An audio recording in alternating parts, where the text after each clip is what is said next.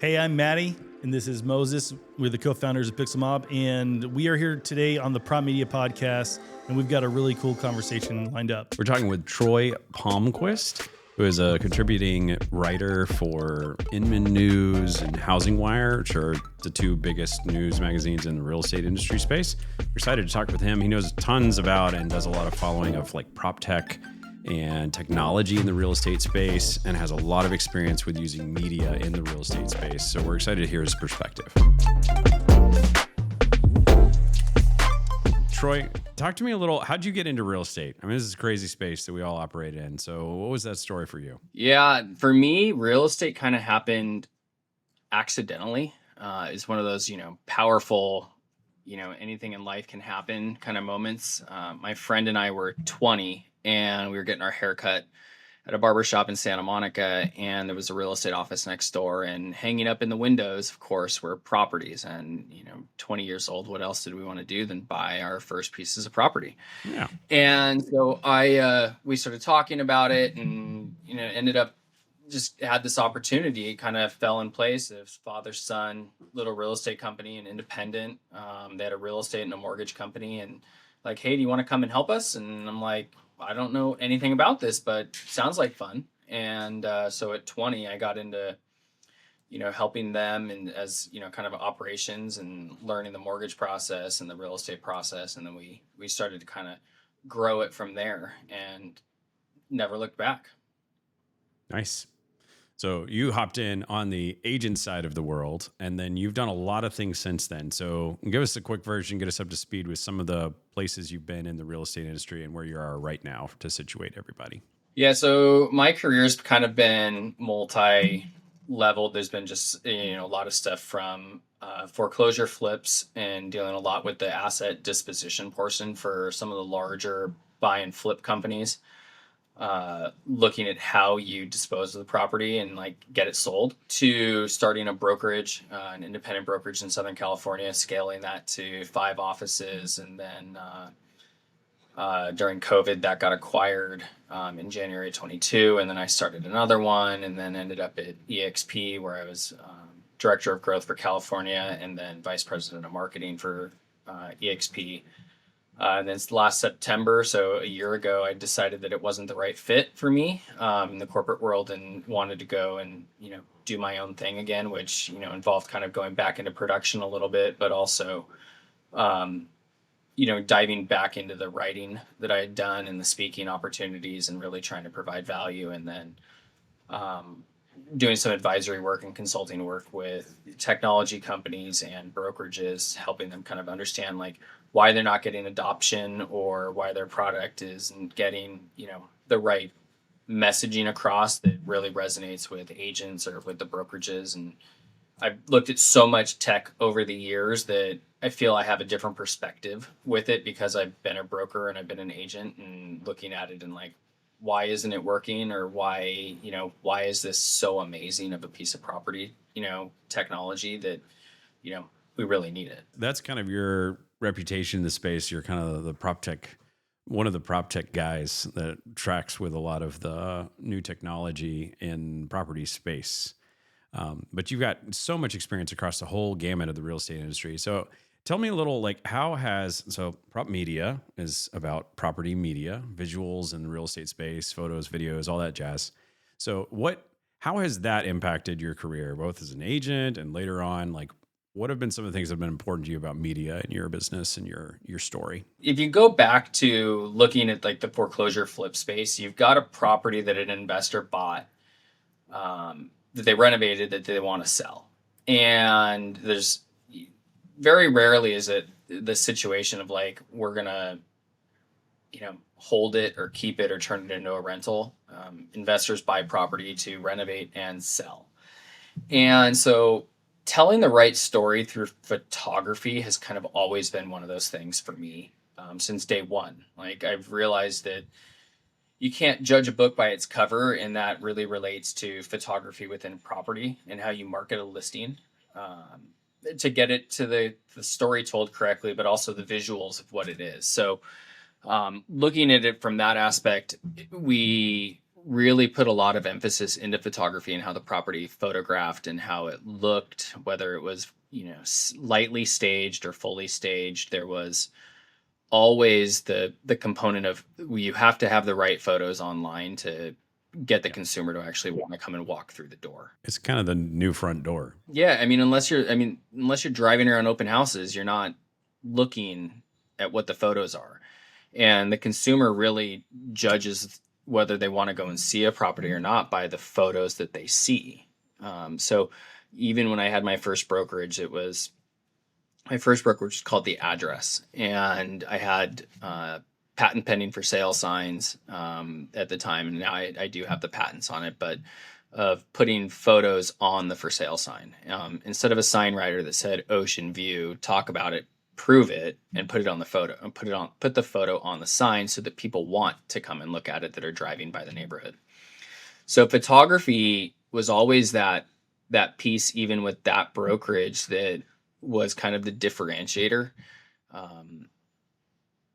It had photographers on staff, being that we wanted to make sure that we had a consistent look and feel, because real estate agents, if they don't have the money to spend on photography, they're going to shoot it on their phone without the right lighting, with the toilet seats up, and that's not what's best for the consumer. Friends don't let friends do that. So that's some good brokering right there, Troy.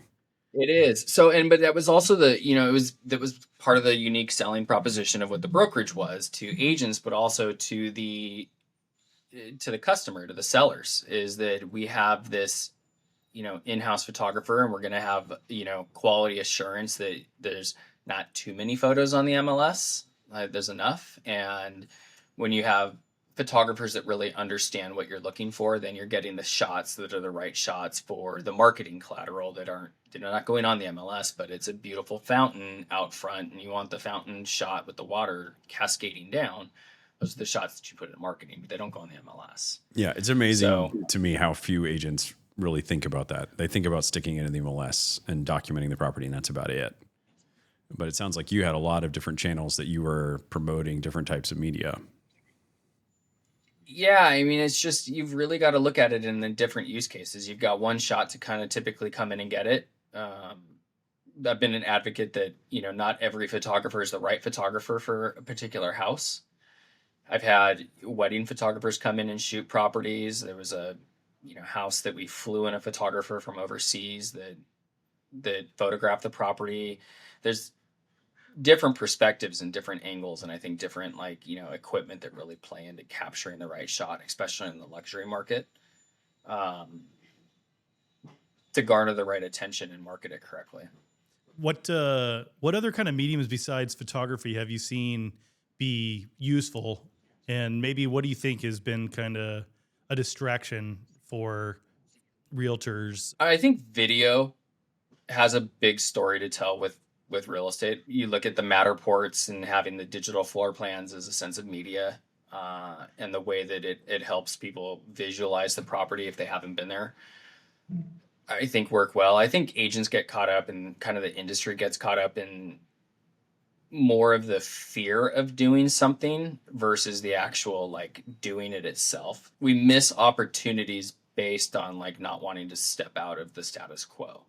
For example, you've got a listing, you're photographing it, you've got a photographer there, you're there. Why aren't you getting your shot of you in the front door of the house to say this is just listed versus something else? And because the MLSs don't let you do that, they don't do it at all, even though they could put it all kinds of other places. It's got it everywhere else. So, I've got a property coming up for sale, and it's in the Pacific Palisades. It's a house that burned down. And so we're selling a lot. And, how do you differentiate a piece of dirt from every other piece of dirt there? Well, you bring in the right photographer. Well, that's a tall order, even for an amazing photographer. It is, but with the right photographers, you can capture it differently. So Sure. The staircase down to the basement is still there. Well, what did we do? We shot me, kind of in a, multi-segment thing, walking down the staircase. And that'll be the photo that I talk about just listed with, versus a piece of dirt. Sure. There's activity going on in the photo. There's more to it. If you look at Kevin Sturdivant, he's in Costa Mesa, Newport. His photography and the way that he tells the story about the property is unlike anybody else out there, and does a phenomenal job with that. Even Bridget Ramey, like in the use of photography and the use of video and media is world class, and their properties get attention differently because of it. So how do you make the best out of the situation? And go back to the actual question and answering it. I think real estate agents get lost in the moment of what else they could do, and thinking outside of the box to really push the envelope with it. The status quo is typically what people are okay with, not challenging themselves to do more. Yeah, it always strikes me like the MLS is so powerful to syndicate out stuff that it almost feels like we as agents get kind of lazy, because that's going to do 60, 70% of all the syndication that's ever going to happen is just those documentary kinds of photos. But it's the really great agents, the distinguished agents that push other things that are going to go beyond the MLS and really set a listing apart. But I think there's a power to what already exists in the industry that it kind of makes innovation almost a little stagnant, because there's so much that's just handed to every agent that isn't unique at all. All the agents have access to that. And not enough people are asking questions of like, okay, but what makes you different as an agent? What sets you apart? And it sounds like that was something you had dialed in at the address. Yeah, I think that was one of the important things, was the photography. We started getting into the video with it. As kind of more of a core product, but on the higher end. There's so much that goes into it. I mean, we had a property in Newport that was for sale, and the video production of it was a 2-day photo shoot with a helicopter, a Rolls Royce, a Persian yacht, people, Lamborghini. I mean, there was a whole thing, but it showed the lifestyle and showed what you could do with this property, and really, what your day looked like living in this property. Yeah. And did it sell the house? Probably not. Did the stills from the photography and the videography of that day help sell the house? Yeah, I think that did. Yeah. But did the video? No. There's expectations, even in particular price points, of what the caliber of the content is going to be. Yeah. I mean, Matty and I have talked about that a lot, that the photos, like even with all the crazy things in imaging and video that we can do nowadays, the photos are still like, they're always your first intro to the house for the most part, if you're looking actively for a house.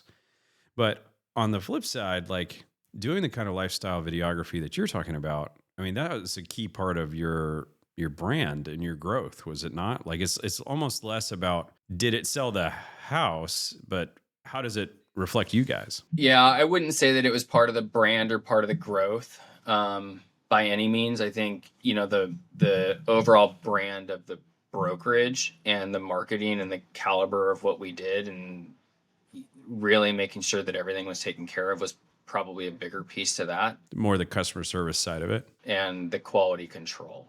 I think when you look at, some of these influencer agents that have really risen in the past few years, yeah, the video is a key component to them. And they do these beautiful videos of their properties where they're, riding on horses in the middle of the street, or they're, wakeboarding into the property. And there's just, story after story that these agents are really getting creative with their videos, and they're going viral. Like that helps, but I don't think that was part of my story. I think it was that we were able to help them with everything, no matter what the price point was. We helped facilitate the right version of it. All right, let's shift gears into like how technology is impacting real estate. You want to take it away there? I'm curious, what kind of technologies you're seeing right now that are kind of taking off, that particularly like post-COVID, that are actually starting to make any kind of significant change in the way listings are being sold and how people are finding listings? I think that digital media is making a play again. I think that more recently, I think your website's becoming more relevant. They want to frame how the property is being looked at, but also have a presence online. You talk about the photography of the house you typically see the photography of the house before you go look at the house. It's kind of the same thing. Before you interview an agent, the agent's website's probably being looked at prior. Yep. So thinking about how digitally, and how with SEO, or even now agentic AI, and how you frame yourself online to be searchable and findable, is really, I think, a place where it's becoming really innovative. Do you think that's important on a per property level, or is that really, you're talking more about kind of the agent marketing themselves? Yeah, the agent marketing themselves. I've always thought too, though, that real estate should have its own individual page, like a property page for showcasing the listing and going and buying the keywords for that particular address. So buying 1234 Main Street so that your website shows up before the other ones. And even though it's a paid ad, it's not going to cost you a lot and people are going to see it first. And so they land there. It's so weird to me because I feel like in the spectrum of marketing a property is so short term. You do this big campaign, or maybe a very small campaign at the scale of things, but compared to how you market a business or a new product or new feature, a property, like that lasts for a month, hopefully, or maybe a couple of months where that needs to be active and so I'm always kind of curious people's approach on property marketing itself. Like you need to make a splash, you need to draw interest, but the house is what the house is. So I am kind of curious. You're bringing up maybe some like SEO tactics and things like that for properties, but I do kind of wonder how does that actually pan out in a very short time span for marketing. Well, if you did it right, the marketing's only going to last a little while. Right. Yeah. You're only talking a few weeks if you nail it. And I think that defines the success, right? There's a lot that comes into selling a piece of property, from the price to the, how it looks when the consumer gets there, the buyer. It's the whole thing is part of the experience. I think the social media, to how you share it on your LinkedIn, to how you share it on your Facebook, to each marketing component that tells the story of the property. Because so many houses, even the cookie cutter ones, have a story behind it. And that's what people resonate with. Whether even down to a piece of property in the Palisades that the house burned down, there is a story to that piece of property that makes it unique, why somebody would want to buy that one versus the next door neighbors. And so when you can tell that story correctly is when I think it really resonates, and why people want to go look at it, why it sells faster. The price is everything, at the end of the day, but can you garner the attention that gets you the price? Or are you just starting off with a low ball price, hoping that you find the right attention, but even still, you're finding the right attention for the property that drive the price up because you listed it on the lower side, and that's where I think a lot of it comes into. It's, even if you price the property wrong, even on the high side, you're getting the attention for the property. And then you can actually evaluate what's not working, why it's not selling. But, whether it's through the online with the SEO, or even people now thinking that you can go and search for property through ChatGPT and, making sure the property hits, correctly with the agentic AI. There's, it's all the marketing plan that comes back to it. It all starts fundamentally with the right, understanding the pros and cons, the facts and features, and who the demographic is that the property is going to sell to. Yeah. I think you bring up a really good point about the agentic side. And at the end of the day, it's a consumer business. People need to connect with the property. They need to see themselves, their family, however they're going to use this property. They need to see that for themselves.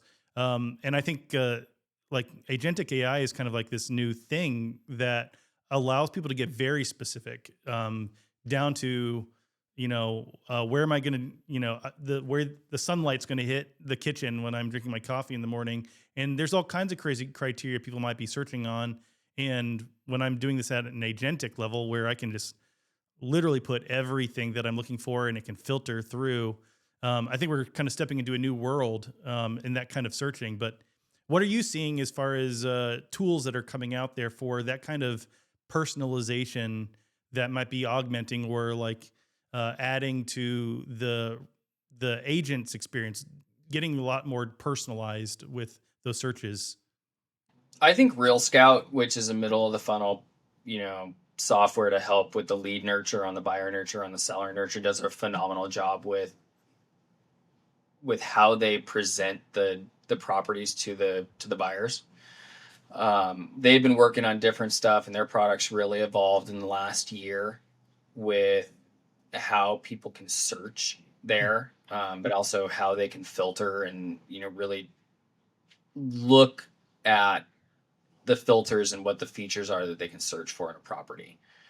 And I've seen their roadmap and what they're developing, and I think they're really going to change the narrative of how you can do it, but also raise the bar as to what you can do as an agent. Because at the end of the day, the success of what a buyer is going to be able to do with search, I mean, it all starts at how you enter it into the MLS, and if you're not checking all the boxes on the MLS, the rest of it's not going to happen.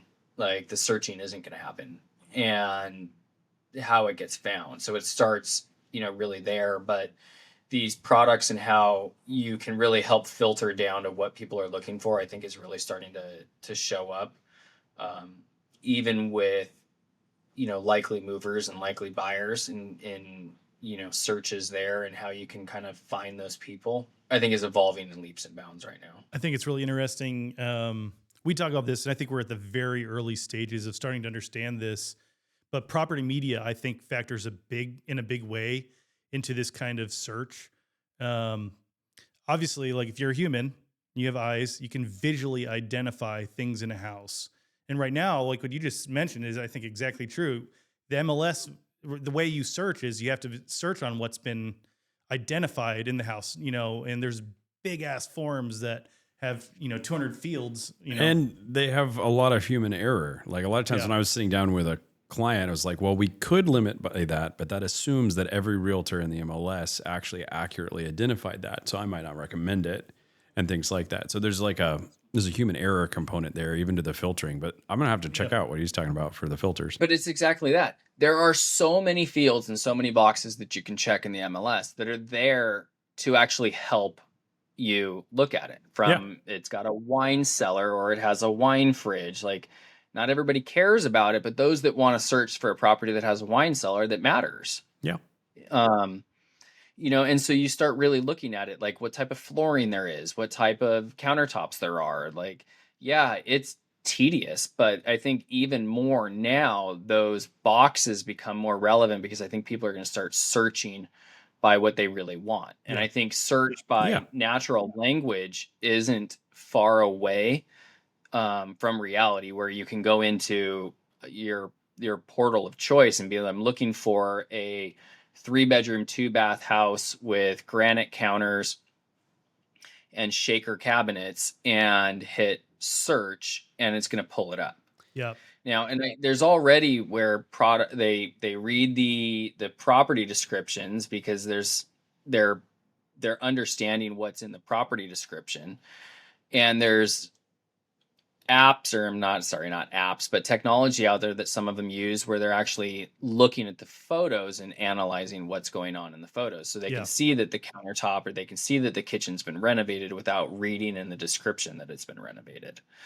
But I think there's still a lot of opportunity there for growth, but it starts the what you put in is what you get out. Yeah, I agree. I think the photos, I think being able to analyze the photos, whereas if you have to human identify all these categories, compared to the photos that could have thousands of tags down to the kind of molding and doorknobs and fixtures, are they brass hinges, whatever, anything that anyone in theory could be curious about trying to find, you could be able to pull out through photo.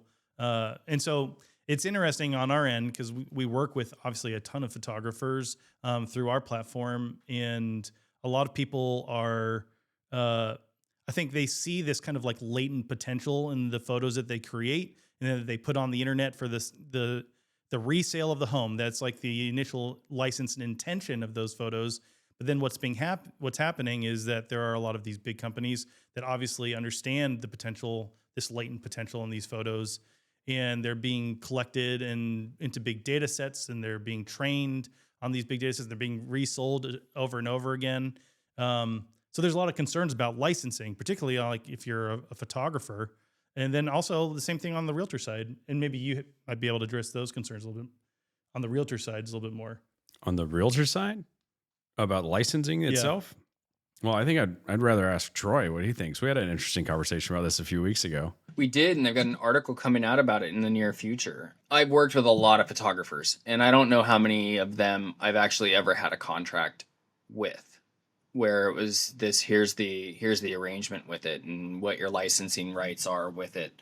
I know, like, the one that stands out the most to me was even like our Airbnb that we have, that my wife and I own, and the contract came over and I was like, you have rights to use these photos for 2 years. I'm like, 2 years? Like, why don't I get to use them forever? The house isn't going to change. It's going to go up on Airbnb. Yeah.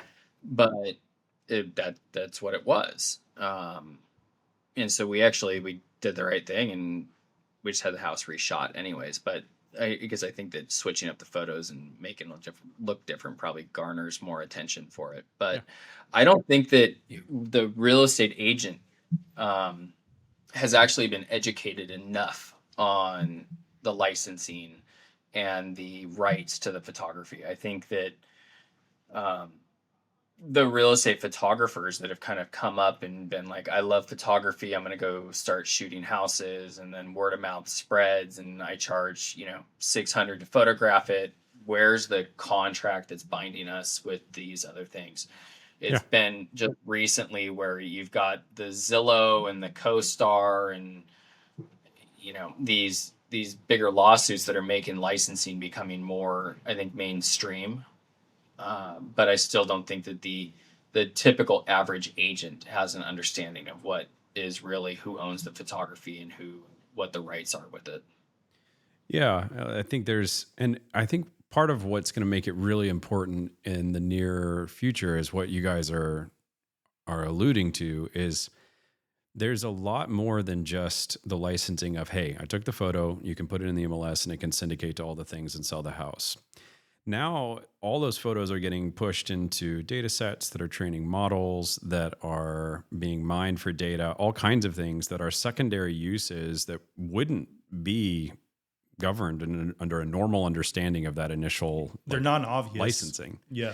So they're creating derivative works from imagery and video that they don't actually have a right to touch, which we think is pretty interesting because I think that the photographers wouldn't necessarily be opposed to it, but they would want to be able to grant permission or be compensated for it, depending on what the usage is.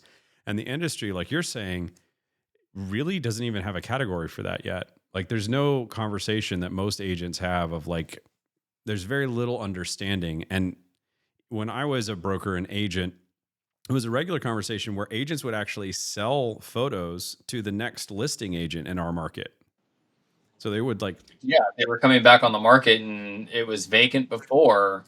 Yeah, why not? Or just give them to them. Yep. Or the agents would take the old MLS photos that they had no license or right to and just put them up again. And so late. Sometimes the other agent would complain, but then I would be laughing because I'm like, the other agent actually has no right to complain. It's actually the photographer that has been wronged when you're doing that kind of licensing swapping without authorization from the copyright holder. And I just don't think that the industry has been educated enough about the copyright and who actually, has any ownership, because I paid for it. Yeah. Just like I went to the store and I bought the Snickers. I didn't eat the whole thing. I gave it to my wife. Who's the Snickers belong to? Originally, it was me. And I think that's where the kind of the understanding or lack of understanding comes into it with the photography. Yeah. Like, so, I mean, just to similar but different, who owns the property description? Like, I wrote the property description. The next agent that comes up and is like, oh, that was a really good description. Cut and paste. Yeah. Like, and so they tweak it. Or now even AI goes in and has probably ingested every property description that's ever been written. So now I bring up and I go into ChatGPT to write the description. It's pulling pieces of what it's learned from me and my writing into creating the next one. So who owns the original property description and the copyright on that? I mean, I had a professional writer writing all of the property descriptions at the address because I wanted a consistent look and feel, and I wanted to know there was no issue with it. I don't want to see, jacuzzi in there when it's really just a hot tub. Right. Yeah. I think we're getting into kind of a weird territory. I mean, this is obviously not It's not probably even untrue unique to real estate. Exactly. It's Over not everything right now. Yeah, it's not completely a unique problem here, but I do think there is this interesting thing about like longevity for any of the material that you create in a listing. Like it's intended for this very short term thing. We've got this. We live in a world now where the content that was published 10 years ago now lives on the internet. Whether it's a Forever. description, the photos, all these things, and it's also interesting too on this in the case of like the homeowner, so I buy a house and it's up on Zillow and people can see what I bought it for, but they can also see the layout of my house, where every window is, where the doors are, what the master bedroom and where the closet is.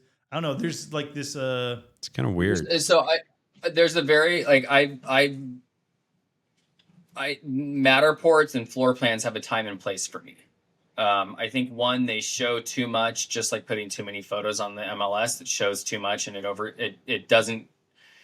The buyers are able to come up with all their own objections in their head without actually coming to see the property.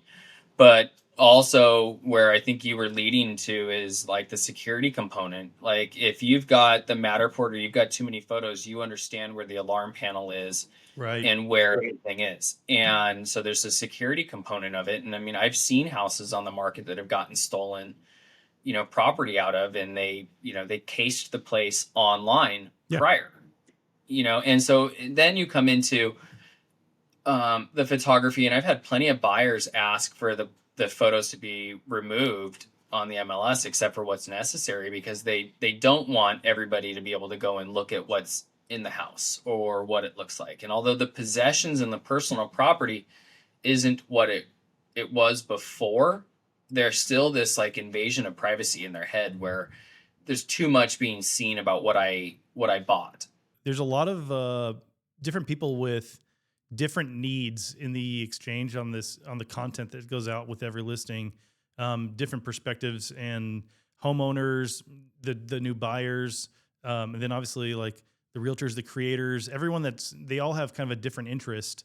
And then there's the people that are, distributing it. And the thing is, once it's on the internet, it's being distributed over and over and over again. So it's kind of like, it's nearly impossible to get it scrubbed. Anyways, I don't think we're going to probably solve anything here. It's just, I'm kind of just, I think we're in an interesting new age of this kind of like life, how long this material lasts online and what anyone can do about it. And I think that's something we hope to solve, is be able to at least make some way for people can at least express their interests about what they want from their side of it. Yeah. Well, I think it's just like you can remove photos off of the MLS after it sells and, take pictures down or remove photos, but they're still somewhere. Yeah, they're still out there. Yeah. And so I think even, if you built something in the MLS, which is where everything originates, and for them to automatically expire after X amount of time after the property's sold. Yeah. They're still going to be there other places in the world. Like, it's hard, I think, to make sure that everything goes away in a certain period of time when the thing does. But there's also value to the property being on the MLS when you're looking at, I'm using 1-2-3-4 Main Street as a comp, and I'm selling 127 Main Street, and to be able to go in and look and understand the facts and features and the pros and cons of that property and how I compare to it to justify the pricing or the strategy on the property, without going to the neighbor and being like, knock, knock, knock, can I see your house? Because we're using it as a comp, and I just, the photos are gone. Will you give me a tour so I understand? Like, maybe there's a differentiation between what's, on the World Wide Web versus what's in a portal that an appraiser versus an agent be able to have access to.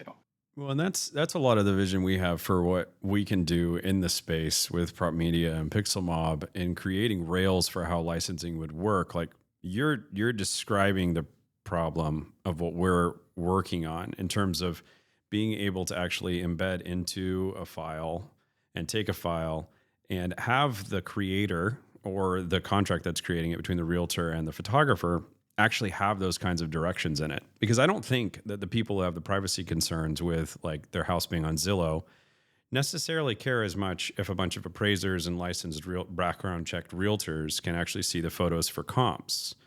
And good licensing and good identification of how the photos could be used, it could say like this can be in a restricted portal with only professionals and only licensed realtors. That's part of the license for an indefinite period of time, but it can live on Zillow for 9 months or whatever. Like that can all be baked in a way that people could engage.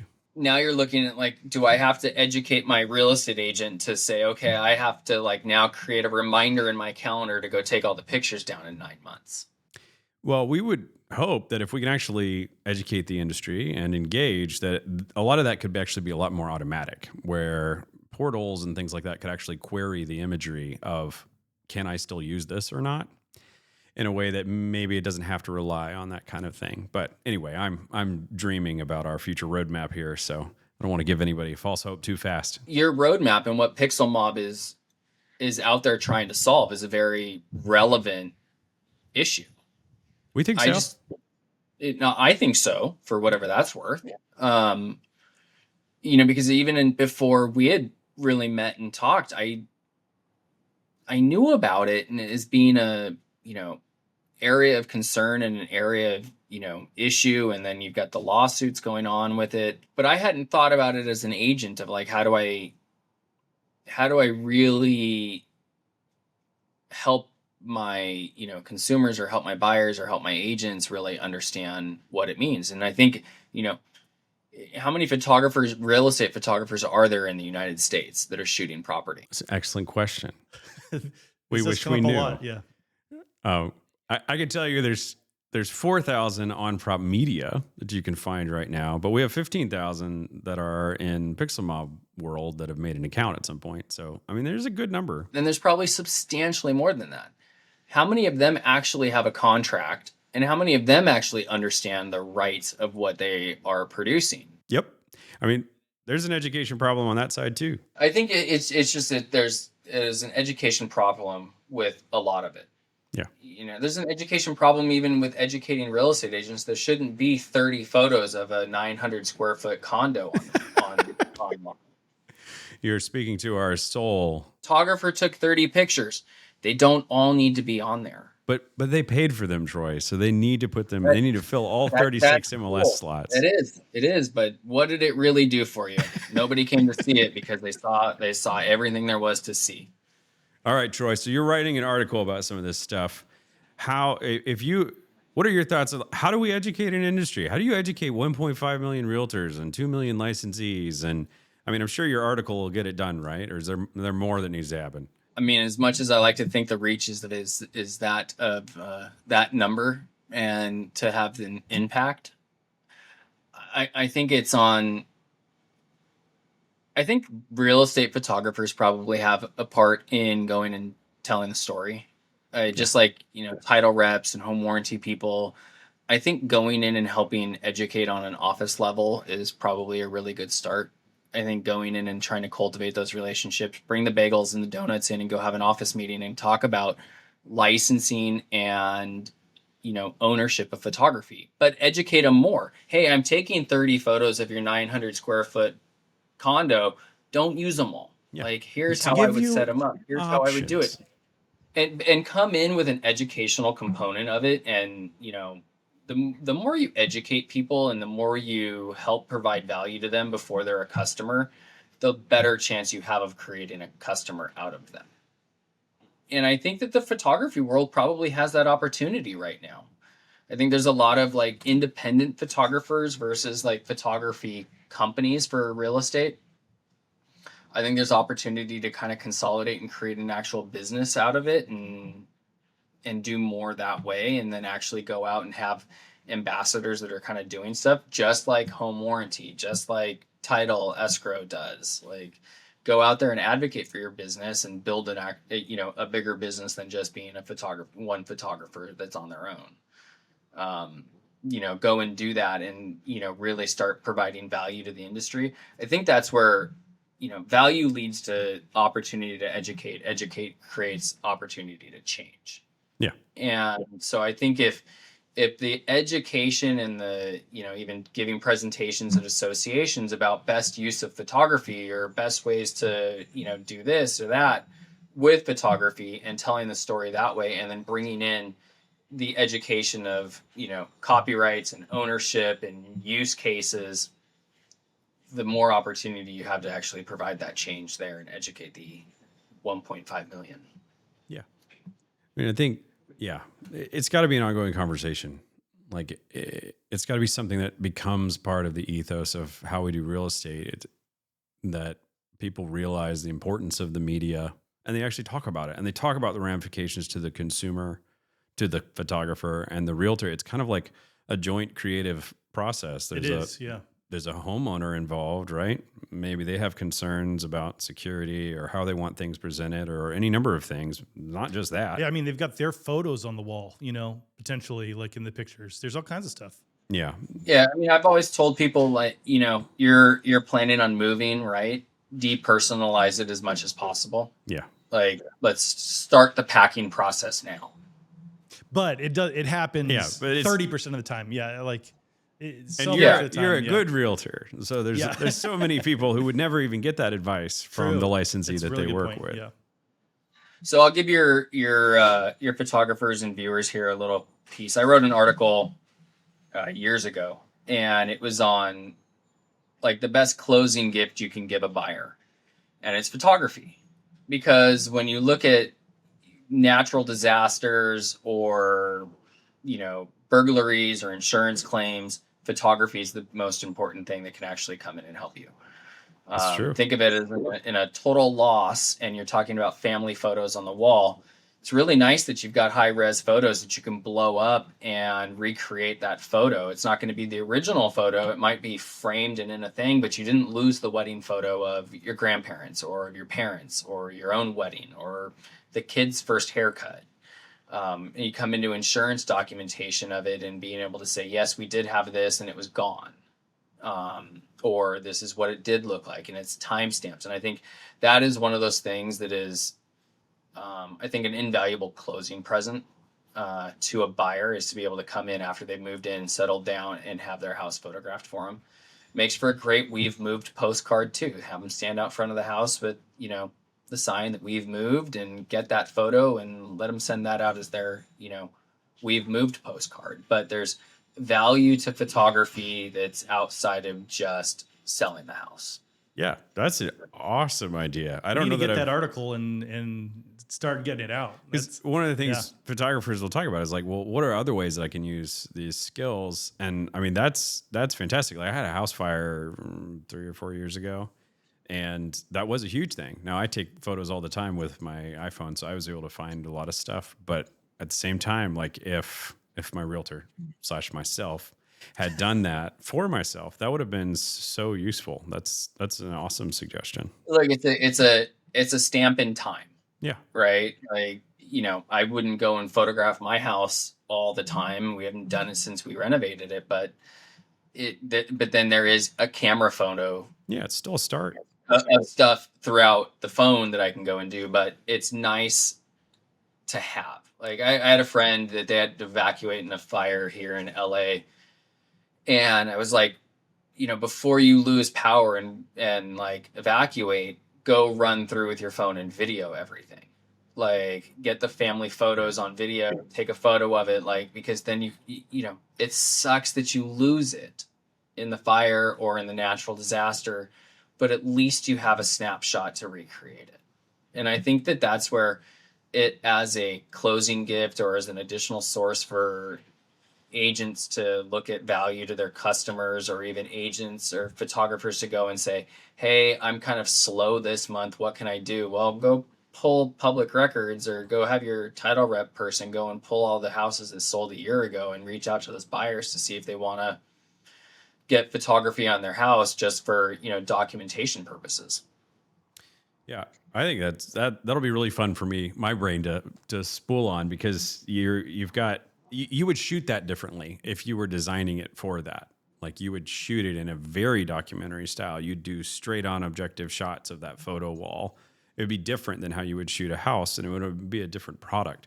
But that's fascinating. So Yeah, I mean, you want wide shots of the room, and then you want, close-ups of the stuff that are on the fireplace mantle. And it's a little, I think, of a different style, but it doesn't mean that you couldn't come in and capture what you needed to with high resolution photos that you were shooting it the same way that you're used to. yeah. All right, we're a little over time, and we got through like less than half of different topics. So we're gonna have to do this again sometime, Troy. But one thing from you, what would be your one piece of advice toward a realtor, anybody needing property visuals? Like, what would you tell them they should focus on? I think that it's okay to have relationships with multiple photographers, that equipment and perspective and skill set comes into how you photograph a property and how it tells a story. And that if you've got a property that's been sitting on the market for 90, 120 days, that if you're going to drop the price and do something, get it rephotographed with a different photographer, because it brings a different perspective and a different angle than what the consumer saw the first time. Yeah. So change it. Awesome. Run us through where people can follow you. And it's not just Instagram and Twitter for you. They can follow you on some actual news magazines. So where do you write, and where can people follow you? Instagram is a love-hate relationship. So you can follow me there at T Palmquist. And then LinkedIn, I like to play on LinkedIn a lot. I think it's a great place to have conversations. But then Inman News is my primary source for my writing, and then Housing Wire, I write there also. But yeah, follow me on Instagram or LinkedIn, and I definitely like to connect and cultivate relationships with new people and build new friendships. Well, maybe you get a bunch of new photography friends out of this. So there we go. Troy, thank you so much for your time. We really appreciate having you and your insight. It was super fun. So thank you. Thanks. All right, guys. Have a great day. All right. You too, Troy. Thanks for tuning in for this great conversation with Troy. We hope you'll follow him on Instagram, and also obviously pick up an article from him on Inman or Housing Wire, and stay tuned for the next one.